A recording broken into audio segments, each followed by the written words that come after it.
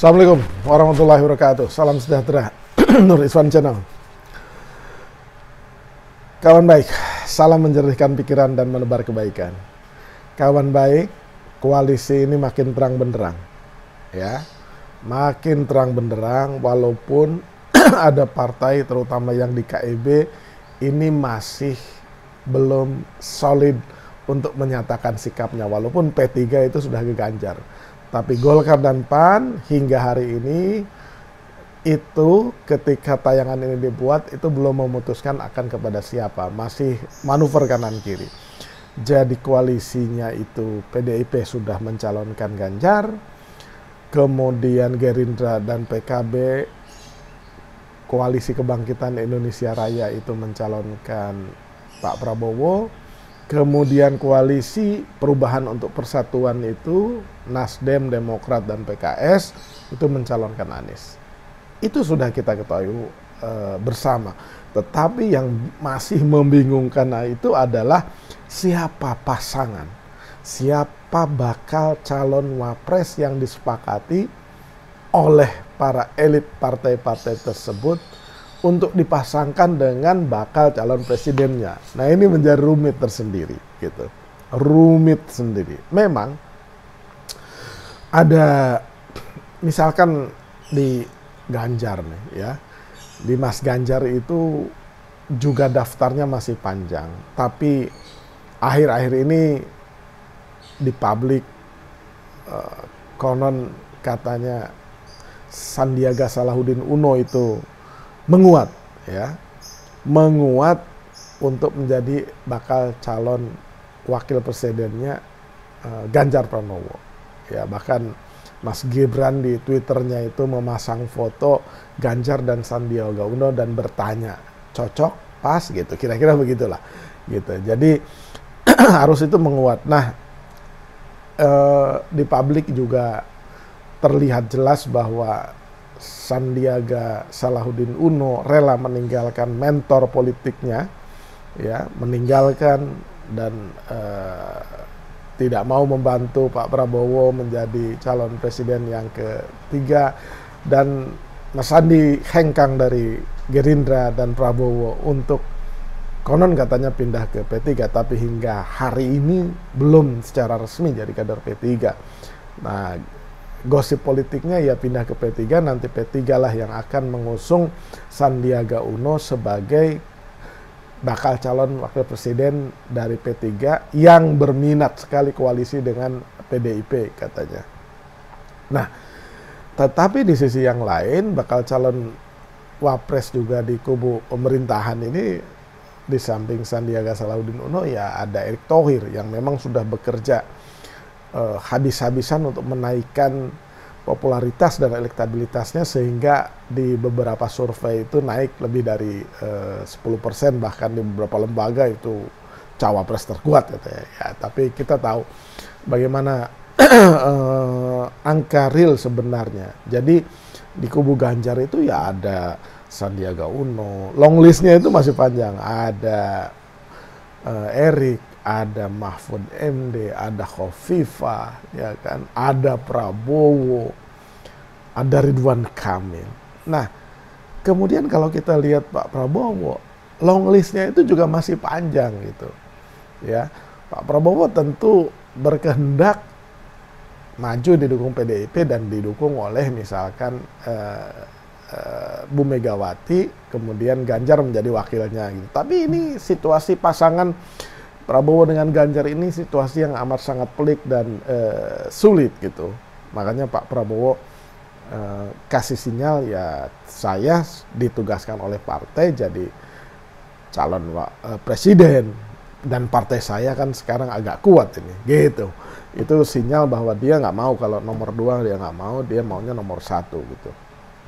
Nah, di luar Ganjar juga ada Erlangga Hartarto ya, yang konon katanya sudah mulai intensif berkomunikasi.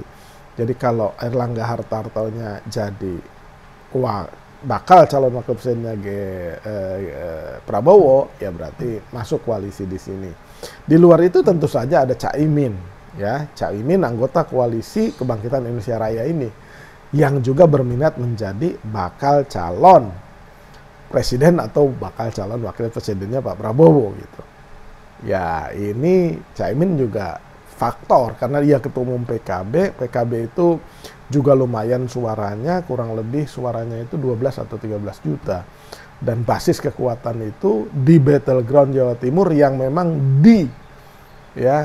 ditarget oleh semua calon presiden nih ya. Battleground Jawa Timur ini amat sangat menentukan. Jadi selain itu juga Khofifah Indar Parawansa juga masuk list di Prabowo. Mahfud MD juga masuk di list Prabowo, ya kan. Erick Thohir juga konon katanya ya masuk di long listnya Prabowo, ya kan. Nah, itu yang di kubu Prabowo. Nah, yang menarik itu di Anies Rashid Baswedan. Semua anggota koalisi perubahan untuk persatuan itu menyerahkan putusan bakal calon wakil presidennya itu kepada kandidatnya, itu kepada Mas Anies, ya kan.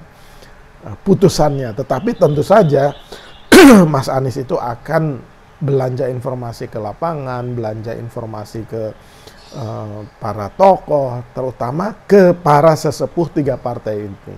Ya, tiga partai ini misalkan Surya Paloh, SBY, dan ya bukan rahasia lagi kalau Pak JK juga intensif di sini gitu.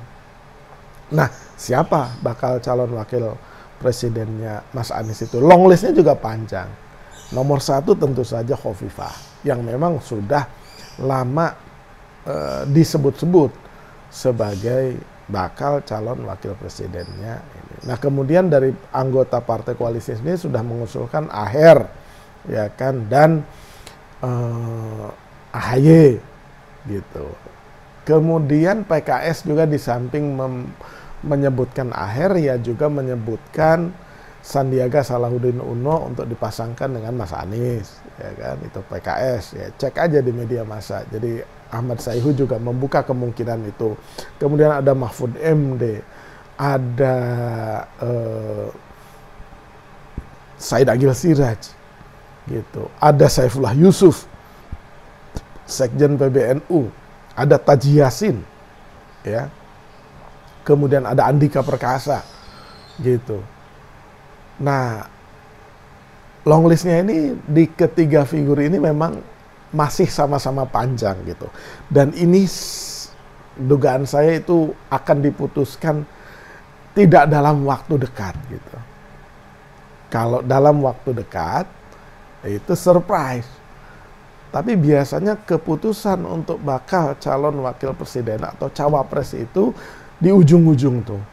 Jadi semua partai sekarang, semua tokoh, semua sesepuh itu masih saling mengintip kekuatan masing-masing dan mencari sosok wapres yang ideal.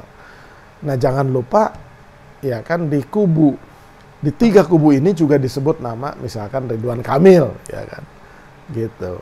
Tapi Ridwan Kamil ini sekarang udah masuk Golkar. Jadi dan dia selalu mengatakan, kecuali istilahnya bahasa terangnya gini, kecuali diperintah oleh Pak Erlangga sebagai ketua umum partai untuk jadi cawapres, ia tidak akan bersikap apapun sampai ketua umum Erlangga itu menyatakan sikapnya siapa yang didukung. Tapi kalau keputusannya adalah berbeda dan Ridwan Kamil tidak menjadi calon wakil presiden, Ridwan Kamil sudah menegaskan dia akan tunduk patuh pada putusannya Erlangga Hartarto. Gitu. Nah, jadi sabar saja para sesepuh dan pejabat teras partai, orang-orang yang berada dalam lingkar the ultimate decision maker itu sedang mengatur kartu mana yang paling cocok untuk bisa memenangkan pertarungan, ya. Nah, kalau misalkan tiga poros ini jadi, calon wakil presidennya sudah lengkap, nah itu pertarungan akan seru. Dan kalau tiga poros ya besar kemungkinan bisa 2 putaran karena dilihat dari survei amat sangat ketat. Tapi yang pasti salah satu calon yang mungkin akan menarik perhatian masyarakat itu adalah yang datang dari koalisi, ya kan, perubahan untuk persatuan, yaitu Mas Anies, karena dianggap merupakan pembeda dari ya calon-calon yang di-endorse Pak Jokowi. Demikian kawan baik, ya kan, selamat bingung. Sabar saja, karena ini permainan masih panjang, dan kita akan sama-sama lihat bagaimana manuver-manuver elit maupun partainya untuk mencari sosok calon wakil presiden Republik Indonesia ke depan. Demikian, jangan lupa subscribe, like, share, dan komen Nuliswan Channel. Terima kasih.